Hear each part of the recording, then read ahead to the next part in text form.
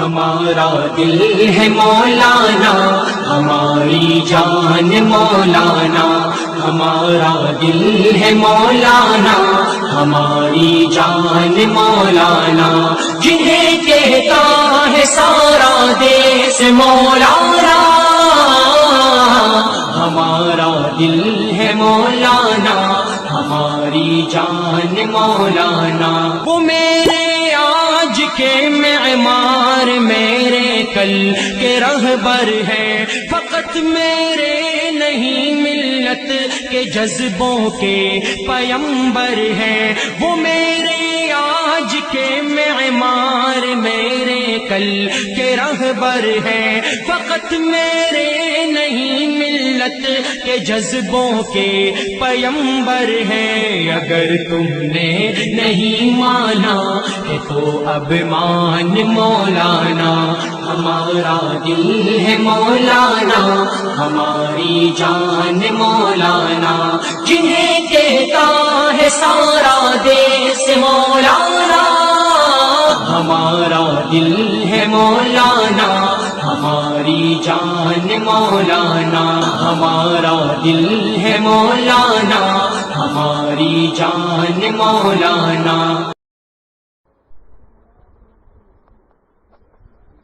بسم اللہ الرحمن الرحیم۔ الحمد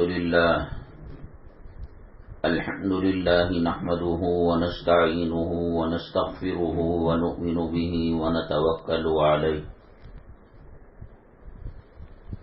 ونعوذ باللہ من شرور انفسنا ومن سیئات اعمالنا،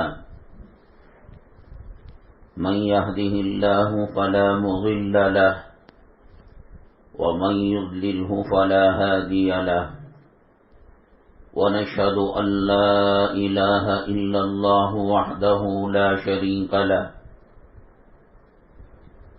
ونشهد أن سيدنا ومولانا محمدا عبده ورسوله صلى الله عليه وعلى آله وأصحابه وبارك وسلم تسليما كثيرا كثيرا، أما بعد، فأعوذ بالله من الشيطان الرجيم، بسم الله الرحمن الرحيم، وَأَمَّا مَا يَنْفَعُ النَّاسُ فَيَمْكُثُ فِي الْأَرْضِ، قال النبي صلى الله عليه وسلم، خير الناس من ينفع الناس، أو كما قال النبي عليه الصلاة والسلام۔ رب اشرح لي صدري ويسر لي أمري واحلل عقدة من لساني يفقهوا قولي۔ اللهم صل على سيدنا مولانا محمد في أول كلامنا، اللهم صل على سيدنا مولانا محمد في أوسط كلامنا، اللهم صل على سيدنا مولانا محمد في آخر كلامنا۔ محترم اسلامی خواتین، آج دنیا کا ہر انسان پریشان ہے، وہ امیر ہو، وہ غریب ہو، وہ مرد ہو، وہ عورت ہو، وہ حاکم ہو یا محکوم ہو، کوئی صحت کی لائن سے، کوئی مالیات کی لائن سے، اور کوئی رشتہ داری کی لائن سے، کسی نہ کسی اعتبار سے یہ دنیا اصل میں اللہ کے نبی صلی اللہ علیہ وسلم نے فرمایا، یہ دنیا مومن کے لیے قید خانہ ہے اور کافر کے لیے جنت ہے۔ چونکہ غیر مسلموں کے لیے مرنے کے بعد نہ عالم برزخ میں راحت ہے، نہ عالم قیامت میں راحت ہے، نہ ہی ان کے لیے جنت ملنے کا کوئی سوال پیدا ہوتا ہے۔ مسلمان اور مومن کے لیے اللہ تبارک تعالیٰ نے حقیقی منزل اور حقیقی جگہ جو رکھی ہے وہ عالم برزخ ہے۔ یہاں مشکلوں سے اگر وہ زندگی گزارتا ہے، قبر میں اللہ تبارک تعالیٰ جنت کی کھڑکی کھولیں گے اور عذاب قبر سے اس کو محفوظ رکھیں گے۔ عالم قیامت میں جب ایک ہاتھ کے برابر سورج سروں پر ہوگا اور ہر انسان پسینے میں ڈوبا ہوا ہوگا، اللہ تبارک تعالیٰ اپنے محبوب بندوں کو، جنہوں نے دنیا میں مصیبتوں پر، مشقتوں پر، بیماریوں پر، آزمائشوں پر صبر کیا، اپنا عرش کا سایہ مرحمت فرمائیں گے، اور نبی کریم جناب محمد الرسول اللہ صلی اللہ علیہ وسلم کے ہاتھوں حوض کوثر کا جام اللہ تبارک تعالیٰ پلائیں گے۔ اللہ ہمیں نصیب فرمائے۔ اللہ تعالیٰ نے دنیا کو دار الاسباب بنایا ہے۔ اللہ چاہتا ہمیں جو پیاس لگتی ہے، سوچ لگتی ہے، بغیر پانی کے وہ پیاس اور سوچ کو ختم کر سکتا تھا۔ بیماریاں جو آتی ہیں، اللہ تعالیٰ بغیر دوا کے، بغیر آپریشن کے، بغیر ڈاکٹر کے پاس گئے کہ اللہ شفا کاملہ دے سکتا تھا۔ بھوک لگی ہے تو انسان کھانا کھاتا ہے، اللہ تبارک تعالیٰ چاہتا تو ایسے ہی انسان کو پیٹ بھرا کر دیتا۔ یہ دنیا ہے، یہاں پانی کے لیے کنواں کھودنا پڑتا ہے، بورویل کھودنا پڑتا ہے، ندی کے پاس جانا پڑتا ہے، صفائی کے لیے غسل کرنا پڑتا ہے۔ یہ سب اسباب اللہ کے حکم کے تابع ہیں۔ حدیث پاک میں آتا ہے کہ انسان بیمار ہوتا ہے، دوائی کھاتا ہے تو دوائی حلق کے پاس رک کر اللہ سے اجازت لیتی ہے، اے اللہ اگر اس کو شفا دینا آپ کا حکم ہے تو میں شفا دوں گی، نہیں موت کا سبب بننا ہے تو یہی شفا کی گولی موت کا سبب بن جائے گی۔ ایک ہاسپٹل میں 2 افراد ایک ہی مرض میں ایڈمٹ ہوتے ہیں، اس کو بھی ملیریا ہو گیا، اس کو بھی ملیریا ہو گیا، اس کو بھی ڈینگو ہو گیا، اس کو بھی ڈینگو ہو گیا، اس کا بھی ڈیلیوری کیس ہے، اس کا بھی ہے، لیکن ایک خوش و خرم صحت یاب ہو کر گھر کو جاتا ہے اور دوسرے کی لاش کفن میں لپٹی ہوئی گاڑی سے واپس کی جاتی ہے۔ اگر ڈاکٹر شفا دیتا، زندگی دیتا، دوا شفا دیتی اور زندگی دیتی تو کسی ہاسپٹل سے کوئی مردہ نہ آنا چاہیے۔ یہ دنیا دار الاسباب ہے۔ اللہ اگر چاہیں تو آپ کو گل گلزار بنا دے، گلستہ بنا دے، باغیچہ بنا دے، حضرت ابراہیم علیہ السلام کے لیے۔ یہ آگ نمرود نے اتنی بھڑکائی تھی کہ زمین پر جلانے سے فضاؤں میں اڑنے والے پرندے جل بھن کر راکھ ہو کر زمین پر گرا کرتے تھے۔ اسی آگ میں نمرود نے توپ کے ذریعے سے حضرت ابراہیم علیہ السلام کو اس میں داخل کیا، وہ آگ ان کے لیے گل گلزار بن گئی، باغیچہ بن گئی۔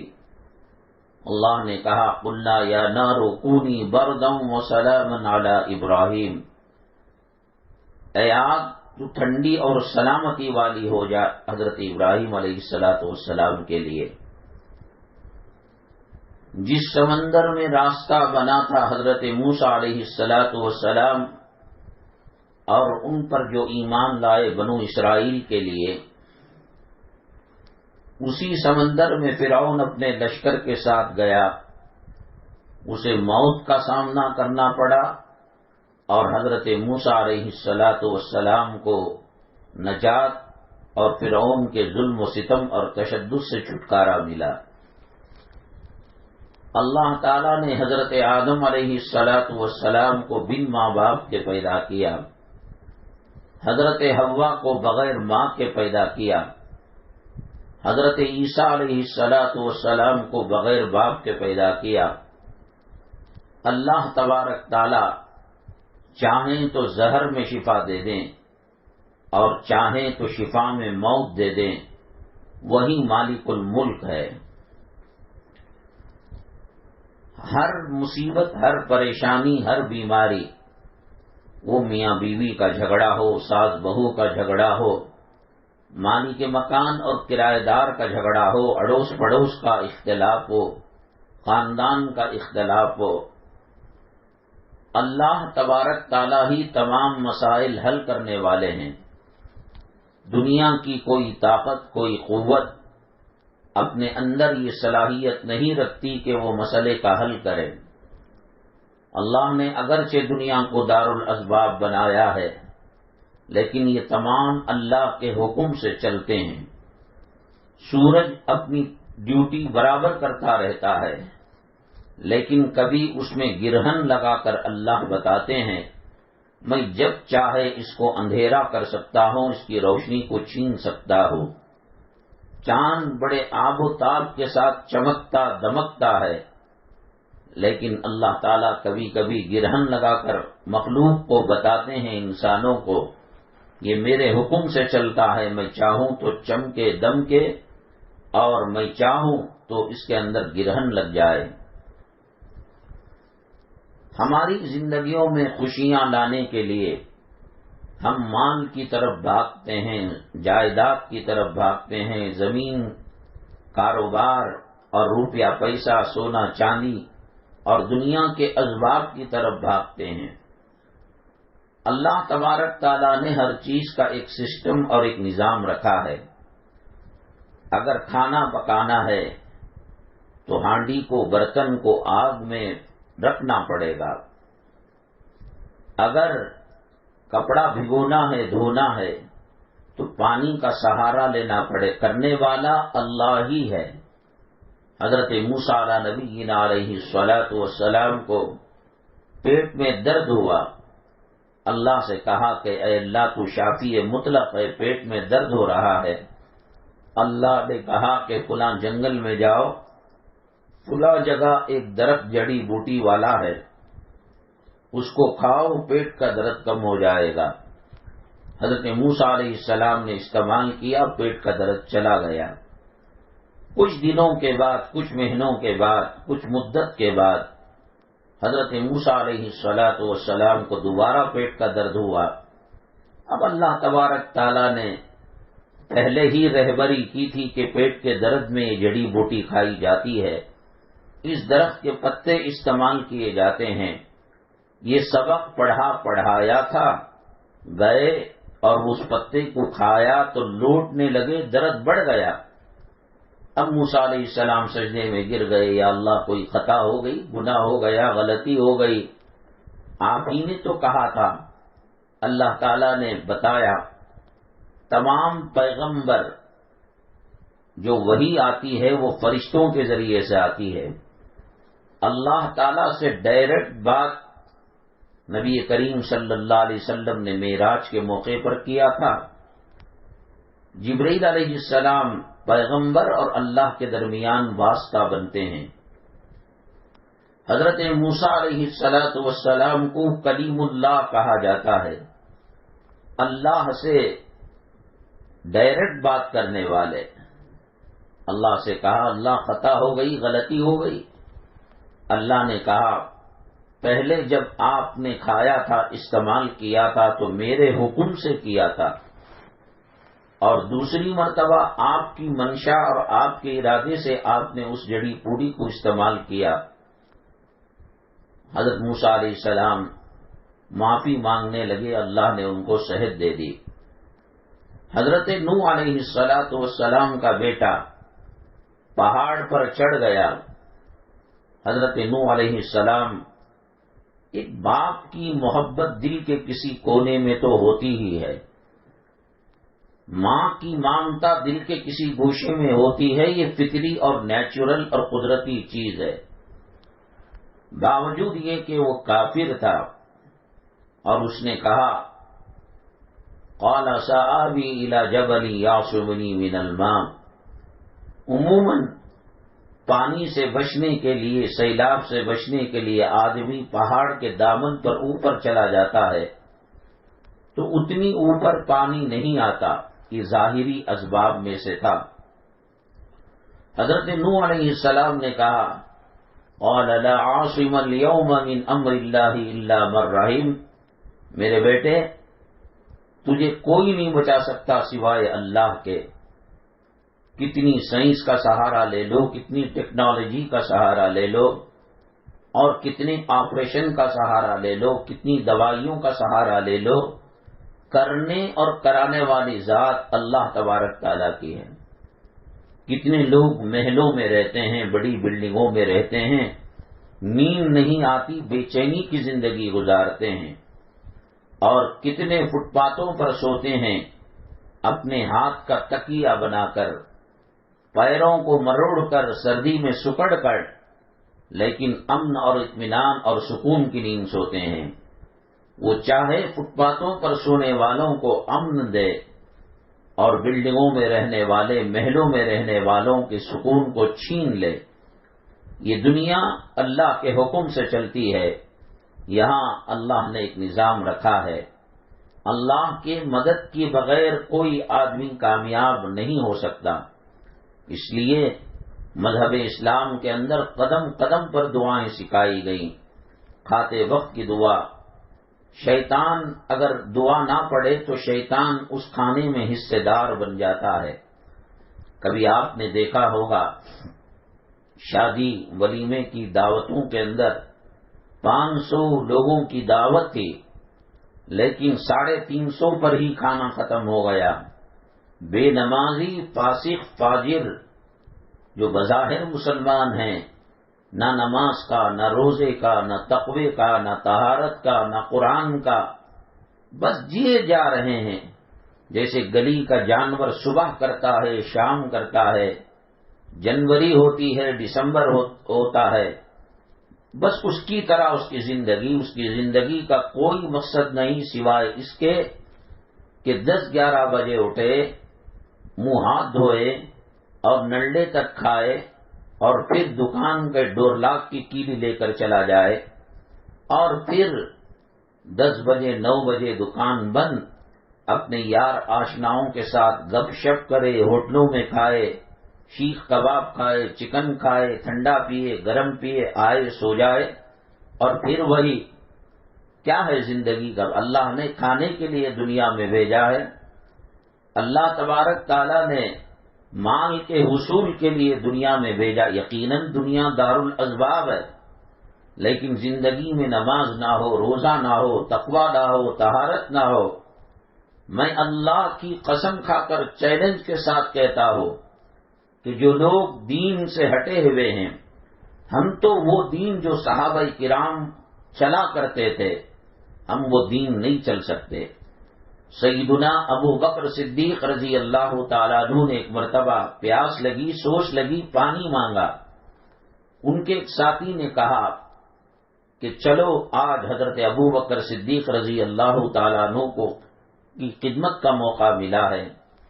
پانی میں شہد کا ایک چمچہ ڈال دیا۔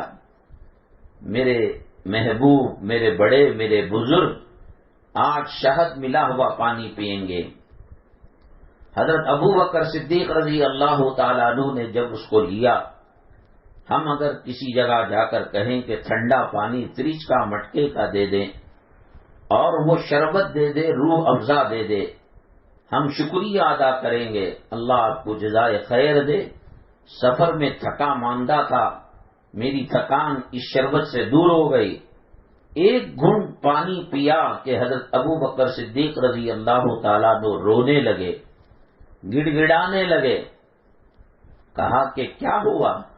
وہ سمجھنے لگے کہ کہیں خراب شہد تو نہیں ملا دیا، کہیں وائرس ملا ہوا شہد تو نہیں پلا دیا۔ حضرت ابو بکر صدیق رضی اللہ تعالیٰ عنہ نے فرمایا، پانی سے جب میری ضرورت پوری ہو سکتی تھی تو آپ نے شہد کیوں ڈالا؟ کل ابو بکر کو میدان محشر میں قیامت میں اس کا جواب دینا پڑے گا۔ ان کی زندگیاں، ان کی قناعت اور صبر والی زندگی، ان کی سخاوت والی زندگی، ان کی صداقت والی زندگی، ان کی عدالت والی زندگی، ان کا بیویوں سے سلوک اور بیویوں کا اپنے خاوندوں سے سلوک، اولاد کا ماں باپ سے سلوک، ماں باپ کا اولاد سے سلوک، ڈھونڈتے رہ جاؤ گے۔ صحابہ کرام کی مثال نہ سات زمین نیچے نہ سات آسمان اوپر مل سکتی ہے۔ دنیا میں 1.25 لاکھ کم و بیش پیغمبر آئے، پیغمبر تو پیغمبر ہوتا ہے، نبی اور رسول تو نبی اور رسول ہوتا ہے، سب سے بڑا مقام ان کا ہوتا ہے۔ کائنات میں ان کے بعد سب سے بڑا مقام حضرات صحابہ کرام رضوان اللہ علیہم اجمعین کا ہے۔ کیسی زندگی گزارا کرتے تھے۔ ایک مرتبہ ایک صحابی رسول پاک صلی اللہ علیہ وسلم کے پیچھے نماز پڑھا کرتے تھے، ایک سلام دوسرا سلام دے بھاگ اسپیڈ بھاگ کر چلے جاتے۔ ایک دن ہوا، 2 دن ہوا، 1 ہفتہ ہوا، 2 ہفتہ ہوا، اللہ کے نبی صلی اللہ علیہ وسلم خبر گیری کیا کرتے تھے، کیا ہے مسئلہ، کیوں ایسا ہو رہا ہے؟ صحابی کو طلب کیا اور پوچھا کہ آپ اتنی تیزی کے ساتھ گھر کیوں بھاگ جاتے ہیں؟ کوئی موذی جانور آ جاتا ہے، سانپ آ جاتا ہے، بچھو آ جاتا ہے؟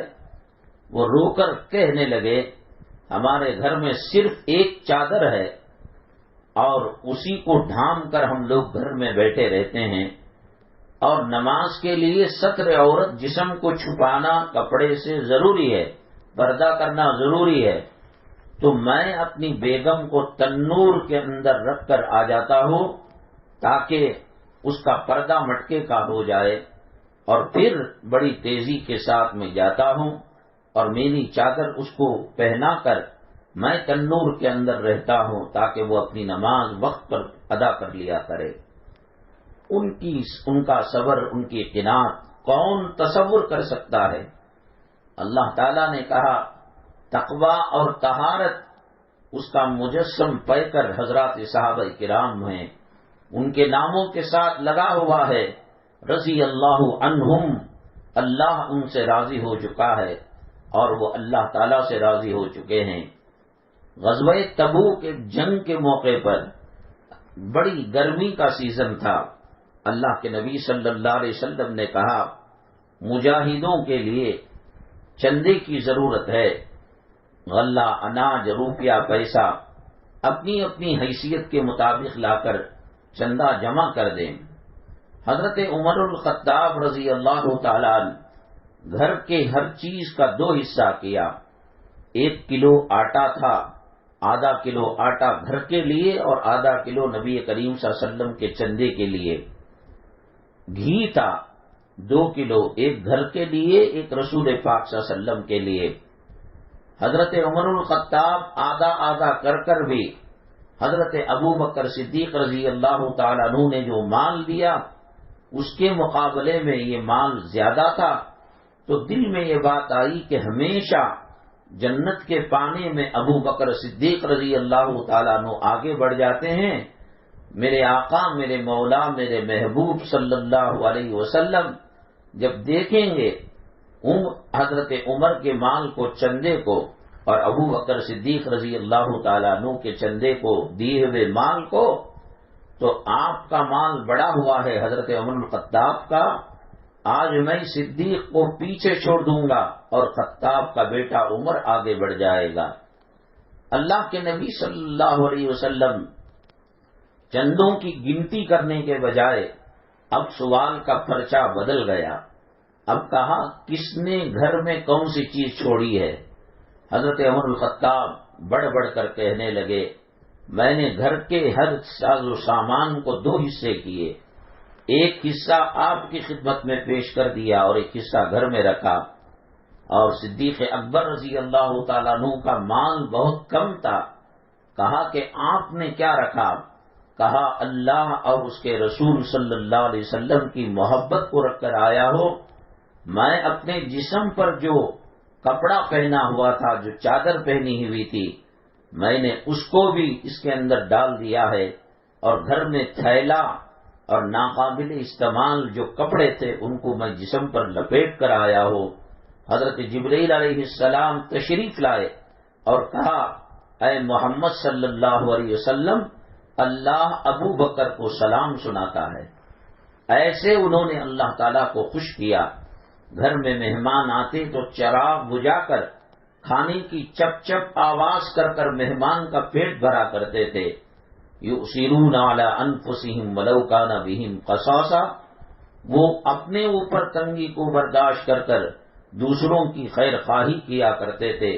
غزوہ موتا کے وقت کچھ صحابہ جان کنی کے عالم میں تھے، سکرات کی حالت میں تھے. ایک صحابی پانی کا پیالہ لے کر گئے، مر رہے ہیں، شہادت کا جام پی رہے ہیں اور دنیا سے رخصت ہو رہے ہیں. اس وقت بھی دوسروں کی مدد اور تعاون کا خیال ہے. وہ کہتے ہیں کہ ان کو دو، وہ کہتے ہیں کہ ان کو دو. تیسرا والا کہتا ہے چوتھے کو دو. لوٹ کر اور گھوم پھر کر وہ جہاں سے شروع ہوئے تھے ایک نمبر پر آئے. کہا کہ سب لوگوں نے منع کر دیا، آپ پی لیجئے. دیکھا تو نفس کی حرکت ختم ہو چکی تھی اور دل کی دھڑکن بند ہو چکی تھی. وہ اللہ سے ملاقات کے لیے جام شہادت پی کر دنیا سے رخصت ہو چکے تھے. دوسرے نمبر پر آئے تو دوسرا نمبر والے بھی شہید ہو گئے. ایک دوسرے کو پانی دی، خود نہیں پیا، دوسروں کے خیال میں جام شہادت کو نوش کر لیا. اللہ ہمارے ساتھ کیا معاملہ کرتا ہے اس کو دیکھنا اگر ہے تو ہم مخلوق کے ساتھ کیا سلوک کرتے ہیں. آج بے شمار فتنوں میں ایک فتنہ ہے، ہم کھائیں، ہم پیئیں، ہمارا مکان، ہماری روٹی، ہمارے سامنے والا بھاڑ میں جائے، سامنے والا تباہ ہو جائے، برباد ہو جائے. آج کاروبار کے ذریعے سے، قرضوں کے ذریعے سے، جہیز کی رقم اور دیگر رسومات کے ذریعے سے انسان اپنا بھلا چاہتا ہے. وہ سامنے والے کی تکلیف کو نہیں دیکھتا کہ اس کے ساتھ کیا معاملہ ہو رہا ہے. حضرت سیدنا عمر الخطاب رضی اللہ تعالیٰ عنہ ایک صاحب کو مسجد نبوی صلی اللہ علیہ وسلم میں کلام پاک زور سے پڑھتے ہوئے سنا. کلام پاک کا پڑھنا کوئی بری بات ہے؟ مسجد نبوی صلی اللہ علیہ وسلم میں تلاوت کرنا کوئی بری بات ہے؟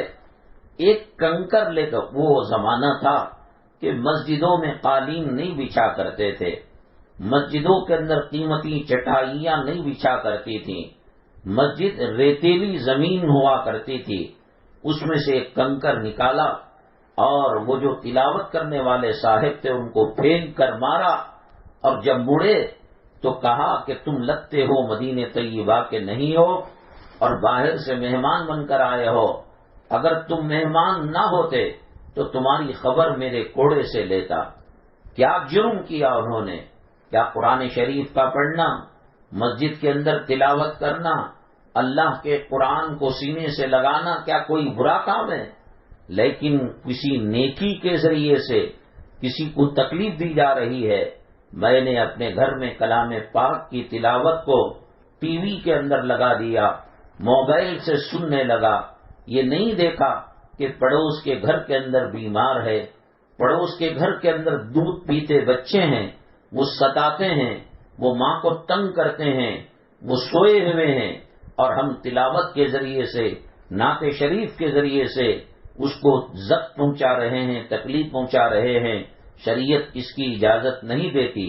ایسی عبادت جس کے ذریعے سے دوسروں کو تکلیف پہنچائی جائے اللہ کے یہاں نہ صرف ناقابل قبول ہے بلکہ جس کو تکلیف ہوگی اس کی آہذاری لگے گی. اللہ ہماری راحت کو، ہمارے زندگی کے سکون کو ختم کر دیں گے. ہم لوگ کیا معاملہ کر رہے ہیں؟ ایک دنیا کا دستور ہے، کسی کو کہیں السلام علیکم تو جواب میں کہے گا وعلیکم السلام. اگر کسی کو کہیں گڈ مارننگ جواب میں کہے گا گڈ مارننگ. اگر کسی کو کہیں نمستے کہنا تو نہیں چاہیے، لیکن سامنے والا وہی جواب دے گا. ہم جو مخلوق کے ساتھ سلوک کرتے ہیں اور مخلوق کے ساتھ معاملہ کرتے ہیں، اللہ ہمارے ساتھ یہی معاملہ کرتا ہے. چھپا چھپا کر اللہ کی نعمتوں کو رکھنا، سخاوت نہ کرنا، غریبوں کی مدد نہ کرنا، مسکینوں کی مدد نہ کرنا اور مال کے اندر کنجوسی کرنا، یہ بات بتاتی ہے کہ اللہ بھی ہمارے ساتھ وہ معاملہ کرنے والا ہے. ہم دریا دلی کا ثبوت دیں گے، ہم کسی کو معاف کریں گے، ہم کسی کے عیب پر پردہ ڈالیں گے، ہم کسی کا تعاون کریں گے، مدد کریں گے. اللہ بھی ہمارے ساتھ یہی معاملہ کرے گا. اللہ کے نبی صلی اللہ علیہ وسلم نے فرمایا خیر الناس من ينفع الناس، لوگوں میں بہترین وہ ہے جو دوسروں کو نفع پہنچانے والا ہے. سام بچھو نفع ہو نقصان ہو وہ ڈسنے کا ڈنک مارنے کا کام کرتے ہیں. بکری گائے اور دوسرے جانور دودھ دینے والے وہ نفع پہنچانے کا کام کرتے ہیں اور سام بچھو وغیرہ نقصان پہنچانے کا کام کیا کرتے ہیں. ایسے ہی انسانوں کے اندر کچھ لوگوں کا کام یہ ہوتا ہے صبح سے شام تک چغلی کرنا، غیبت کرنا، دوسروں کا برا چاہنا. ہمارے چاہنے سے کچھ نہیں ہوتا. اللہ جس کو عزت دے اسے کون ذلیل کر سکتا ہے؟ اللہ جس کو بیمار کرے کون اس کو شفا دے سکتا ہے؟ اللہ کسی کو شفا دے کون اس کو برباد کر سکتا ہے؟ اللہ کسی کو ذلیل کرے کون اس کو عزت کا تاج پہنا سکتا ہے؟ یہ دنیا میں اللہ بتاتا ہے صبح کا مومن شام میں کافر ہو جائے گا، شام کا کافر صبح میں مومن ہو جائے گا. اللہ کے قبضہ قدرت میں یہ تمام چیزیں ہیں. ہم نرم سلوک کریں گے، اخلاق کا مظاہرہ کریں گے، سخاوت کریں گے اور دوسروں کی بھلائی چاہیں گے. اللہ ہمارے ساتھ خیر. ہمیں یہ دیکھنا ہے کہ اللہ ہمارے سے راضی ہے نہیں ہے تو ہم کیا کر رہے ہیں. کھانا پکا تھا، ہم نے یاد کیا کہ مؤذن کڑاکے کی سردی کی رات میں اور ٹھنڈ میں برسات میں اٹھ کر وضو کر کر ہمیں بلاتا ہے نماز کی طرف. الصلاۃ خیر من النوم، نماز نیند سے بہتر ہے. آؤ نماز کی طرف، آؤ کامیابی کی طرف. گھر میں پکا، چلو ایک ڈبہ مؤذن صاحب کو پہنچا دے، مدرسے کے معلم مدرس کو پہنچا دے. ہم جیسا سلوک کریں گے اللہ تبارک تعالی ہمارے ساتھ وہ معاملہ کرے گا. پہلی وحی آئی اللہ کے نبی صلی اللہ علیہ وسلم کو غار حرا میں، اقرا بسم ربک الذی خلق. اے محمد صلی اللہ علیہ وسلم اس کو پڑھیے. 2-4 آیتیں پڑھی گئی تو پہلی وحی تھی اور پہلی مرتبہ فرشتے کو دیکھا تھا. انسان انجانی طاقت اور انجانی قوت کو دیکھتا ہے تو ڈر جاتا ہے. سردی کا زمانہ تھا، عرب کے اندر گرمی بھی کڑاکے کی پڑتی ہے اور سردی بھی کڑاکے کی پڑتی ہے. پسینے سے شرابور ہو گئے اور گھر میں تشریف لائے. اماں حضرت خدیجۃ الکبریٰ رضی اللہ تعالیٰ عنہ نے کہا اے میرے سرتاج، میرے آقا، میرے مولا، یہ کیا حالت ہو گئی ہے؟ آپ نے کہا کہ مجھے ڈر سا ہو رہا ہے، طبیعت بے چین سی ہو رہی ہے اور طبیعت گھبرا رہی ہے. امی جان حضرت عائشہ حضرت خدیجۃ الکبریٰ رضی اللہ تعالیٰ عنہ نے کہا اے میرے آقا، میرے مولا، اللہ آپ کو ضائع نہیں کرے گا. ابھی اسلام نازل نہیں ہوا تھا، ابھی قرآن کے 30 پارے نازل نہیں ہوئے تھے، ابھی کلام پاک کی 6666 آیتیں اتری نہیں تھیں. حضرت خدیجۃ الکبریٰ رضی اللہ تعالیٰ عنہ نے فرمایا انک لتصل الرحم، آپ صلہ رحمی کیا کرتے ہیں، دوسروں کا بوجھ اٹھایا کرتے ہیں، بھوکوں کو کھانا کھلاتے ہیں اور ننگوں کو کپڑا پہناتے ہیں. اللہ آپ کو ضائع نہیں کرے گا. یہ نہیں کہا کہ آپ پیغمبر بنائے گئے، آپ نبی بنائے گئے، آپ خاتم الانبیاء بنائے گئے. آپ اور ہم نیک کام کریں گے اللہ تعالیٰ ویسا ہی معاملہ ہمارے ساتھ کرے گا. اللہ کے نبی صلی اللہ علیہ وسلم نے فرمایا ہم دنیا میں اللہ کی مدد حاصل کرنا چاہتے ہیں، اللہ کی نصرت حاصل کرنا چاہتے ہیں، اس لیے کہ کسی دوا میں یہ تاثیر نہیں کہ وہ شفا دے سکے، اس لیے کہ دنیا کی کسی چیز میں یہ طاقت و قوت نہیں کہ وہ ہم کو نفع پہنچا سکے یا نقصان پہنچا سکے۔ میں نے حضرت موسیٰ علیہ السلام کی مثال کو عرض کیا، اور میں نے حضرت ابراہیم علیہ السلام کی آگ، حضرت موسیٰ علیہ السلام کے سمندر میں جانے کی بات عرض کی کہ سب کچھ اللہ کے قبضہ قدرت میں ہے۔ سورج کو نور دینا، سورج کے گرہن لگانا، چاند کو چمکتا دمکتا کرنا اور چاند کو گرہن لگانا، کسی کو اولاد دینا اور کسی سے اولاد چھیننا، کسی کو سہاگن بنانا اور کسی کے سہاگ کو چھیننا، یہ سب کچھ اللہ کے قبضے قدرت میں ہے۔ اللہ ہمارے ساتھ کیا خیر کا معاملہ کر رہا ہے یا شر کا معاملہ کر رہا ہے، اس کو دیکھنا ہو تو خواب میں دیکھنے کی ضرورت نہیں، کسی مولوی صاحب عالم صاحب کے پاس جانے کی ضرورت نہیں۔ ہمارا معاملہ کیا ہے، ساس کا بہو کے ساتھ کیا معاملہ ہے، بہو کا ساس کے ساتھ کیا معاملہ ہے، اولاد کا ماں باپ کے ساتھ کیا معاملہ ہے، ماں باپ کا اولاد کے ساتھ کیا معاملہ ہے، مالک مکان کا کرایہ دار کے ساتھ کیا سلوک ہے، کرایہ دار کا مالک مکان کے ساتھ کیا سلوک ہے، جو امیر ہیں وہ غریبوں کو کیسے دیکھتے ہیں، جو غریب ہے وہ امیروں کے ساتھ کیا معاملہ کرتے ہیں۔ اللہ کے نبی صلی اللہ علیہ وسلم نے فرمایا، من لم یرحم صغیرنا ولم یوقر کبیرنا فلیس منا، جو چھوٹوں پر شفقت نہ کرے اور بڑوں کی عزت نہ کرے وہ ہم میں سے نہیں ہے۔ تو ہم کیا کر رہے ہیں، ایسے ہی معاملہ اللہ ہمارے ساتھ کرے گا۔ حضرت قتیبہ الکبریٰ رضی اللہ تعالی عنہ کائنات کی ذہین ترین عورت ہیں، کائنات کی بڑی قیمتی خاتون ہیں۔ ایسی خاتون کو نہ زمین نے کبھی دیکھا نہ آسمان نے کبھی پرکھا۔ اللہ نے نبی کریم صلی اللہ علیہ وسلم کی زوجیت کے لیے اور آپ کے گھرانے کے لیے اور آپ کی بیگم بننے کے لیے اور مومنوں مسلمانوں کی ماں بننے کے لیے حضرت قتیبہ الکبریٰ رضی اللہ تعالی عنہ کو یوں ہی منتخب نہیں کیا۔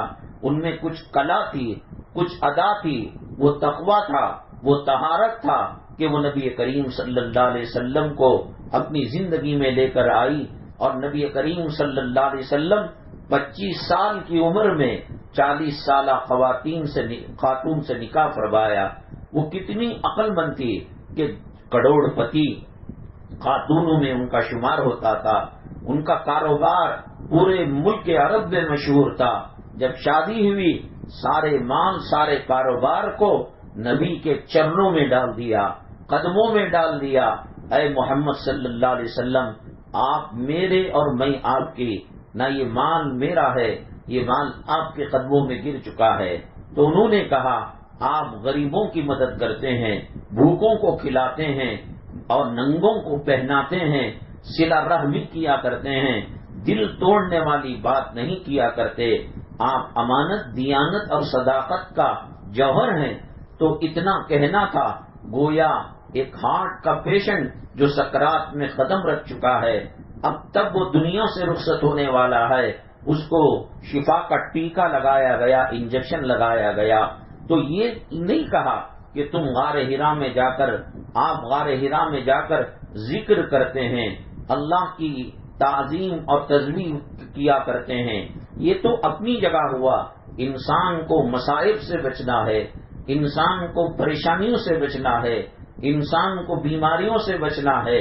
یہ تو دنیا دارالاسباب ہے کہ کبھی لائر کا، کبھی کھانے کا، کبھی عدالت کا، کبھی نرسنگ ہوم کا، کبھی ہاسپٹل کا، کبھی عامل کا، کبھی حکیم کا، کبھی ڈاکٹر کا سہارا لے لیا۔ یہ تو دنیا ہے، یہاں یہ کیا جاتا ہے، لیکن اس کے اندر شفا دینا یہ اللہ کا کام ہے۔ اور اللہ اس وقت بندے کے ساتھ وہ معاملہ کرتا ہے جب بندہ دوسروں کے ساتھ نیک سلوک کرتا ہے۔ واللہ فی عون العبد، اللہ بندے کی مدد میں لگا رہتا ہے۔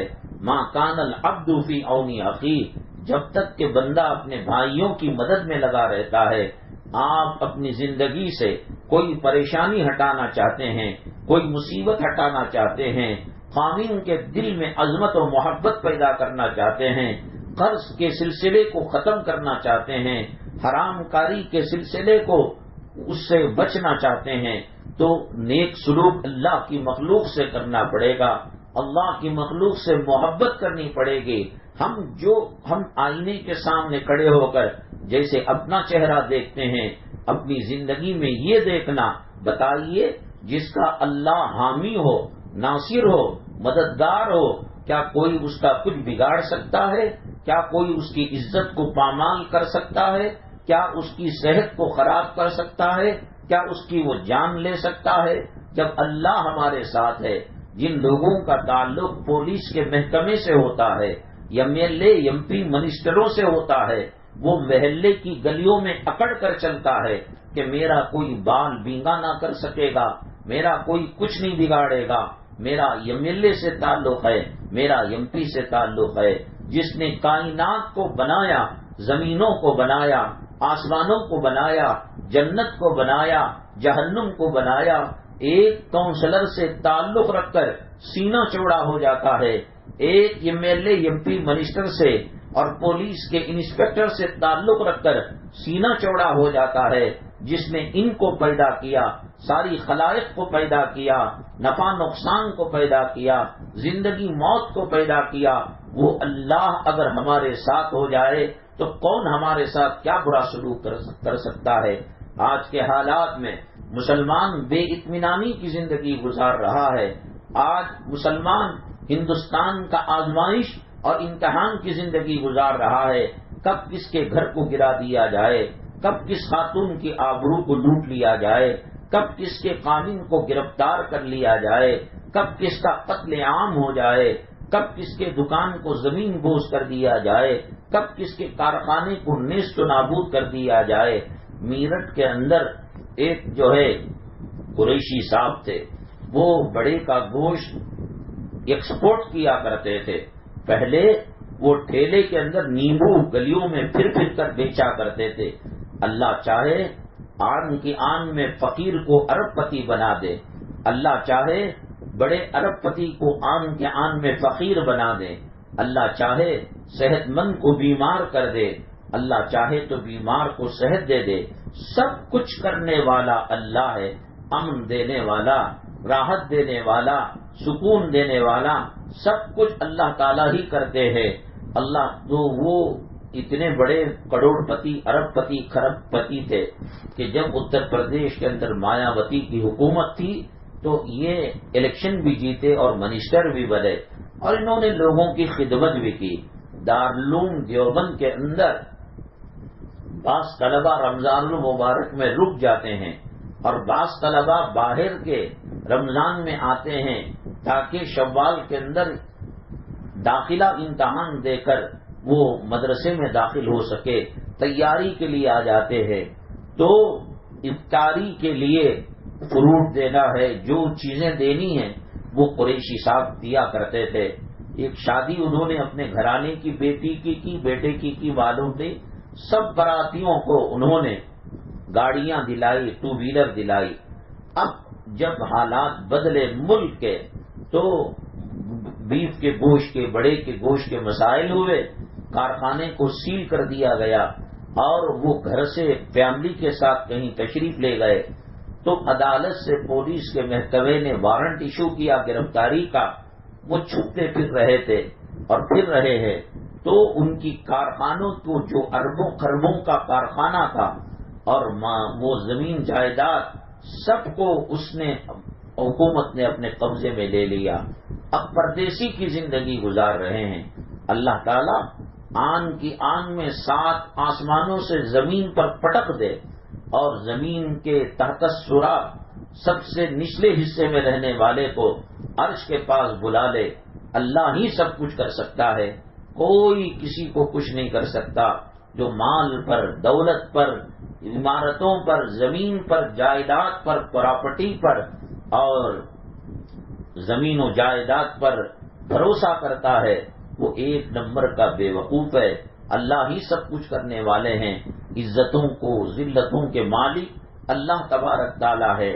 تو حضرت سلیمان علیہ السلام ایک مرتبہ تشریف لے جا رہے تھے، راستے میں ایک چونٹی نے دیکھا کہ حضرت سلیمان علیہ السلام اپنے لاؤ لشکر کے ساتھ تشریف لا رہے ہیں، تو وہ چونٹی نے کہا کہ میرے جو لوگ ہیں، میرے خاندان کے قبیلے کے اور میری جیسی چونٹیاں وہ کہیں جا رہی تھیں، تو اس چونٹی نے، جو بڑی چونٹی ہے امیر چونٹی، اس نے اپنے ماتحت چونٹیوں کو کہا، جس کو اللہ نے کلام پاک میں ذکر کیا، لا یحطمنکم سلیمان وجنودہ وہم لا یشعرون، جان بوجھ کر حضرت سلیمان علیہ السلام تم پر پیر نہیں رکھیں گے اور ان کا لشکر پیر نہیں رکھے گا، اگر وہ بے حسی اور بے شعوری میں قدم رکھ دیں گے تو تم مر جاؤ گے، جاؤ اپنے بلوں کے اندر چلے جاؤ۔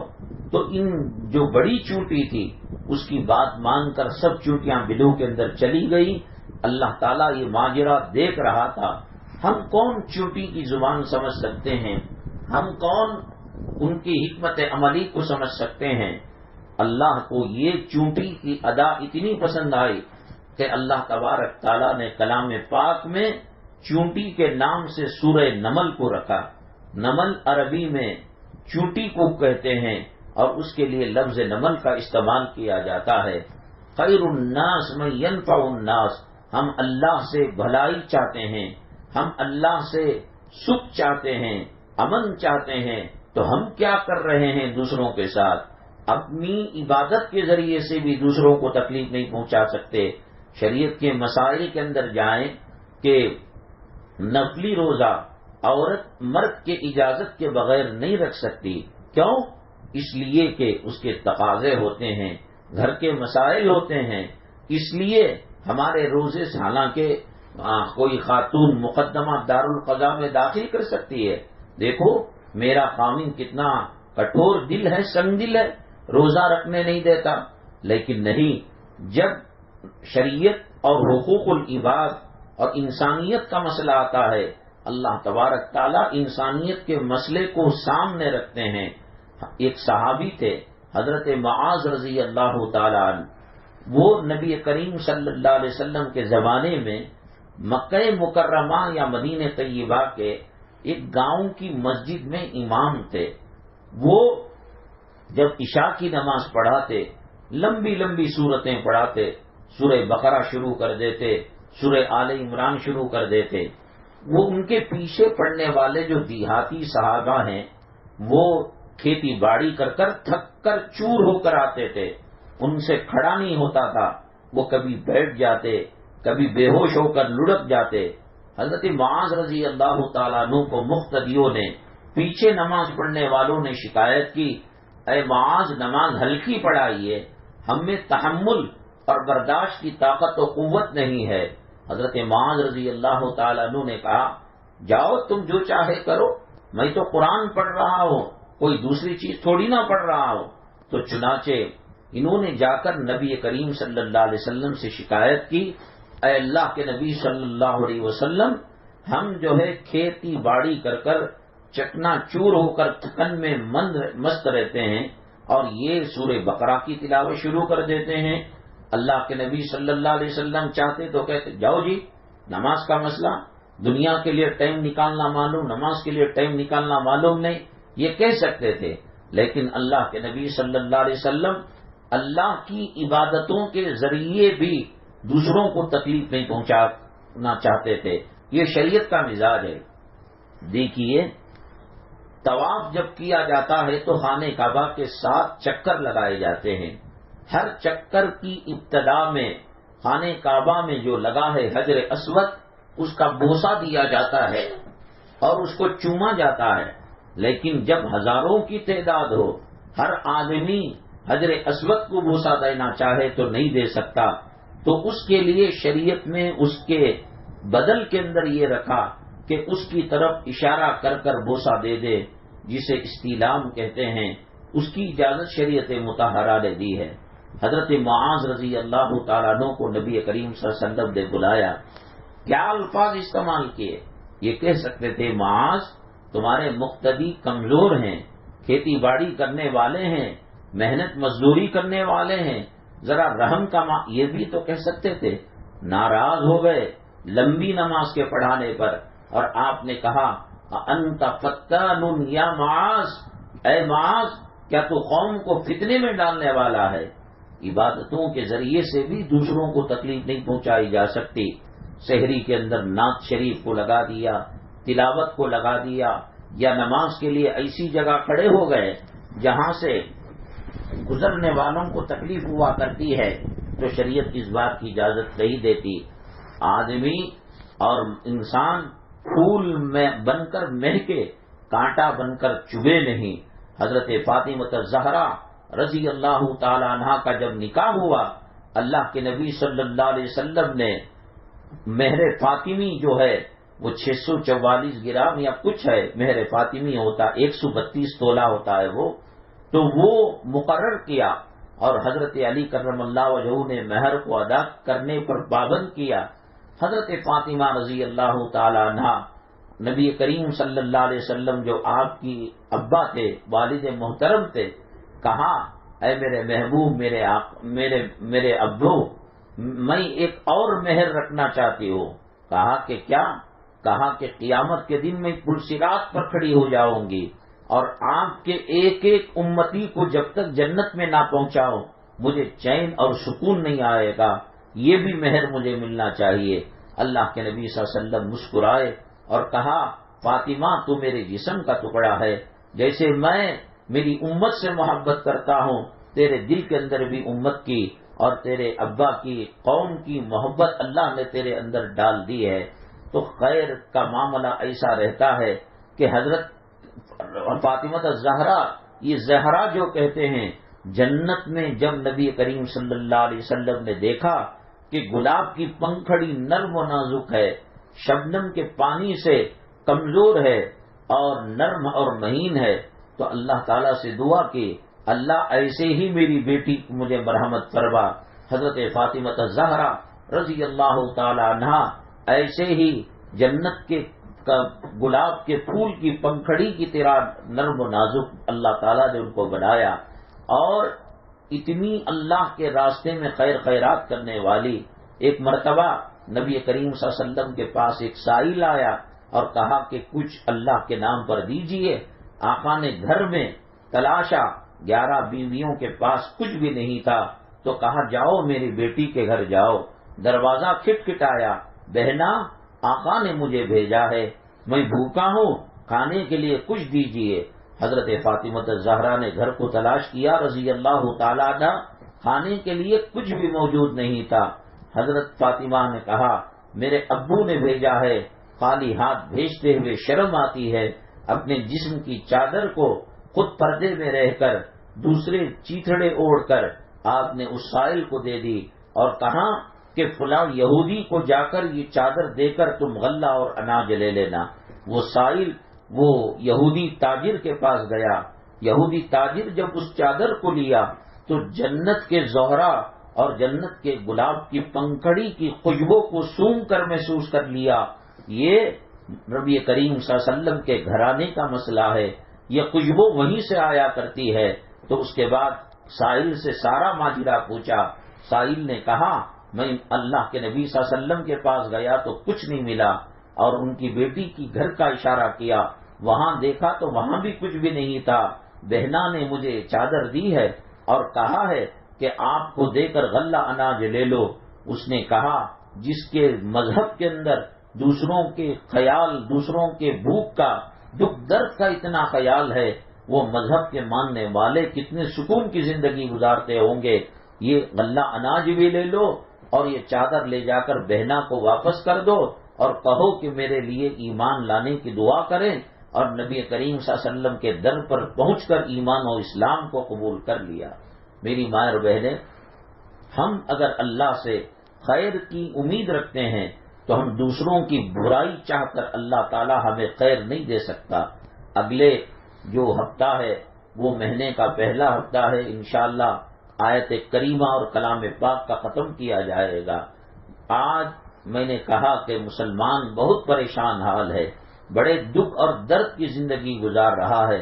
آزمائش اور امتحان کی زندگی گزار رہا ہے. ہم اگر گھروں میں قرآن خوانی کریں، بچے کا مسئلہ، بہوؤں کا مسئلہ، مہمانوں کا مسئلہ اور ان کے مہمان نوازی، کھانے کا وقت ہے، کھانا چائے پانی ٹھنڈے کا وقت ہے، یہاں اخلاص کے ساتھ اللہ کی رضا کے لیے یہاں تلاوت کی جاتی ہے، آیت کریمہ پڑھا جاتا ہے.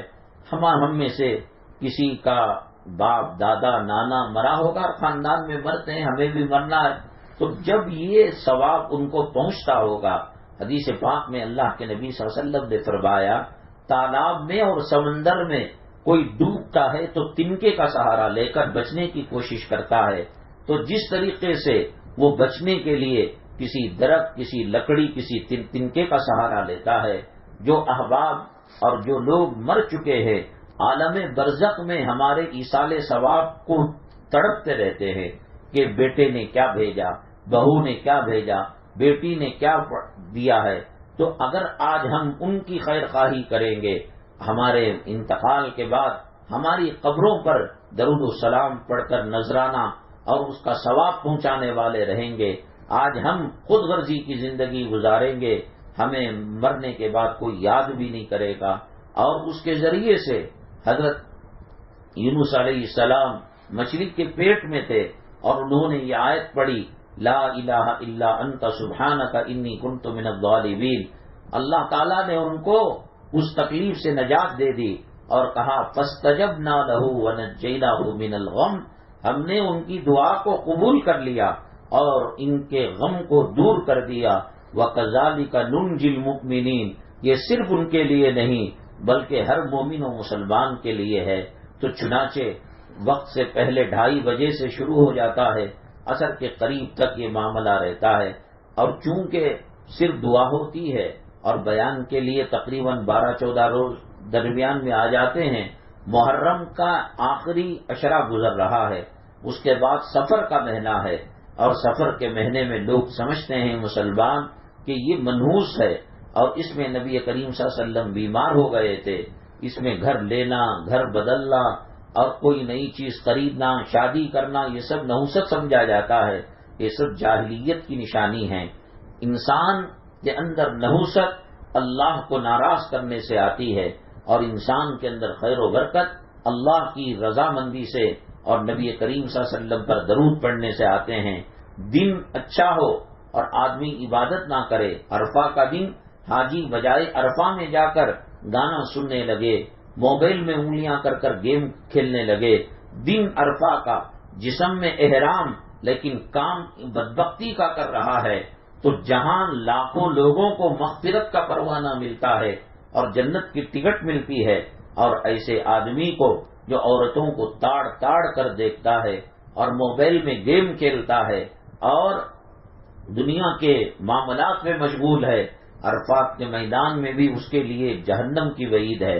تو اس طریقے سے جو نحوست آتی ہے ہماری بدعملی سے آتی ہے.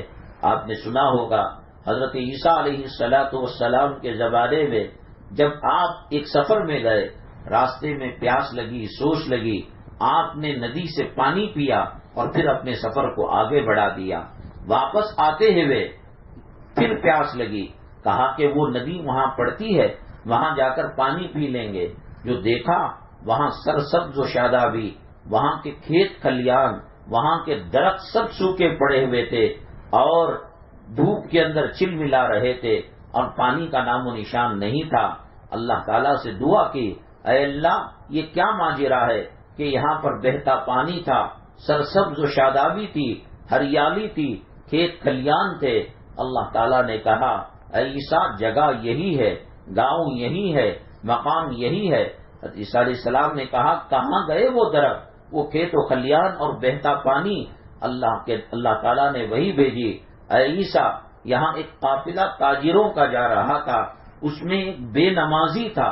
اس زمانے میں جس قسم کی نماز رہی ہو، اس نے پانی پینے کے لیے ہاتھ ڈالا ندی کے اندر تو ندی کا پانی اس کی نحوست سے سوکھ گیا. اور جب پانی سوکھا کھیت کھلیان سوکھ گئے، باغات سوکھ گئے اور ہرے بھرے درخت سوکھ گئے. ایک بے نمازی سے ایک گاؤں تباہ برباد ہو گیا.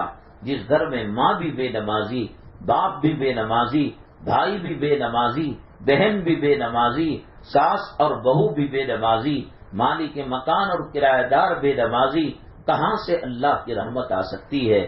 اللہ کی رحمت رک جائے اور اللہ تعالیٰ اپنی پکڑ میں لے لے، عذاب میں لے لے۔ حضرت نوح علیہ السلام بیٹے کو بچا نہیں پائے، حضرت لوط علیہ السلام اپنی بیوی کو بچا نہیں پائے، حضرت ابراہیم علیہ السلام اپنے باپ کو بچا نہیں پائے، اللہ کے نبی صلی اللہ علیہ وسلم اپنے وہ چچا جو دن رات آپ کی خدمت کیا کرتے تھے اور فکر کیا کرتے تھے، ان کو بچا نہیں پائے۔ ان کی خدمت کے صلے میں صرف اتنا کر دیا گیا کہ ان کو ہلکا عذاب دیا جائے گا کہ جہنم کی آگ کی جوتیاں ابو طالب کے پیر میں ڈالی جائیں گی، جس کی وجہ سے سر کا بھیجا پگھل کر ناک سے نکل جائے گا، آنکھوں اور منہ سے نکل جائے گا۔ یہ سب سے کم درجے کا یہ عذاب ہے۔ تو بے نمازی کے لیے، بے پردہ عورت کے لیے، حرام کھانے والوں کے لیے اور دوسروں کا دل دکانے والوں کے لیے اللہ کیا معاملہ کریں گے؟ اللہ ہمیں دین پر ثابت قدمی نصیب فرمائے، اللہ ہمارے جڑنے کو قبول فرمائے،